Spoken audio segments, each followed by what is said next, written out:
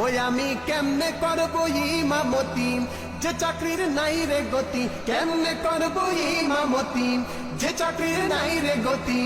একদিন থাকলে পরের দিন কয়েক গাঁটটি লইয়া যান, বুঝা হইয়া গেছে আমার ইমামতির নাই রে কোনো দাম, বুঝা হইয়া গেছে আমার ইমামতির দেয় না কোনো দাম।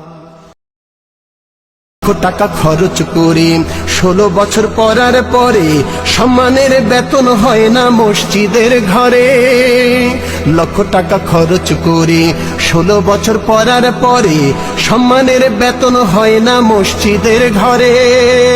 500 টাকা বেতন দিয়া ধমক মারে বলে মিয়া, 500 টাকা বেতন দিয়া ধমক মারে বলে মিয়া, তোমার মতো কত মোল্লায় আসবে বারে বারে।